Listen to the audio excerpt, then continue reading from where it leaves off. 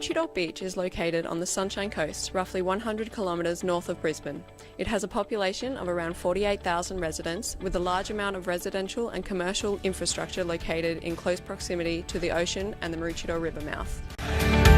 Storm surges are associated with severe weather events, causing coastal inundation and therefore possible serious damage to residential and commercial infrastructure, impacting the local economy and the environment. Here we are trying to assess a social perspective in regards to this issue and have interviewed different people with varying interests towards the area. After producing a 3D bathtub output of the area, the video was showed to a Sunshine Coast Council representative, a business owner and a local beach user. We asked a local resident and beach user whether he was concerned about the potential impact of storm surges and if he had observed any changes of the beach over time in a positive or negative direction. Well, yes, naturally. I think we all have to be concerned about climate change and what's happening worldwide in all sorts of places. So why shouldn't it happen here? You know, we shouldn't pretend that it's never going to happen. Yes, we have, and probably mostly in a negative direction, but certainly the mouth of the Maroochydore River's changed since we first came here. Used to be coming out on the other side of Pincushion, now of course it comes out on this side. After watching the video, he showed concern, and we asked if he had any suggestions as to what the council should do. Yes, well obviously they should be looking at the areas that are subject to flooding and have a plan in place to redevelop those areas, I think.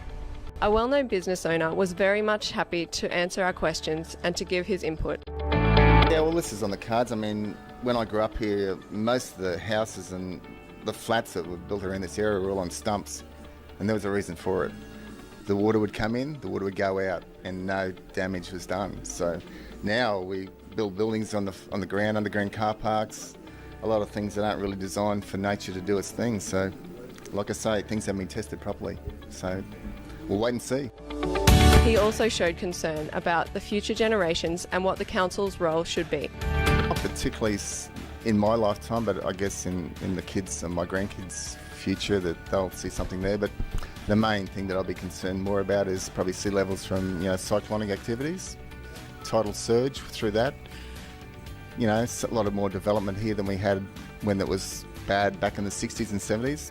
What we've seen from the early photos, even since before I was born, that the beach now is in really good condition actually compared to what it was in the 40s and 50s. There's a lot more tree growth on the foreshore. The only other downside is a lot of human intervention on a little close to the dunes. But besides that, the dunes are looking pretty damn good, and with a little bit more care, they could even look better.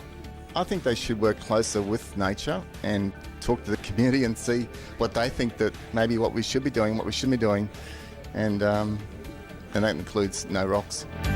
Based on scientific evidence, the likelihood of a 1 in 20 year extreme event by 2100 would be 1 every 20 days on average.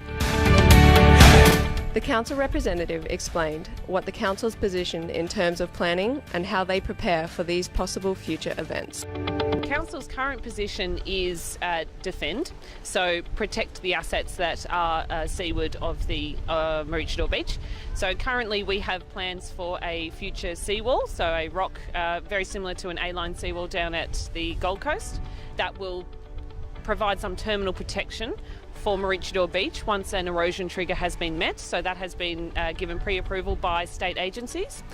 We're looking at a time frame probably of around the next 10 to 20 years or so, we would say, maybe less, maybe more, depending on obviously the pressures that Maroochydore Beach currently are in. We do have an active beach nourishment program, which is allowing us to have a little bit more buffer for the beach so that we don't have to go to terminal protection. In terms of trying to solve the issue, we can't, it's a global problem in terms of solving any sort of climate change issue. However, trying to have built infrastructure that can withstand these sort of events is a very costly and also very not very palatable at this present time to invest that kind of money in creating essentially what would be a levee project. So to protect any of these assets, any of these land-based assets, you'll need to have levees and pumping systems going out into the river because the stormwater and the actual contours of the land are such, and there's so much development on there, that it would be that would be the only option to actually protect those assets. As you can tell, this is a very dynamic system with not only environmental influences but economic and social implications. These issues need to be approached with careful consideration and further studies to give a holistic understanding and an appropriate management strategy.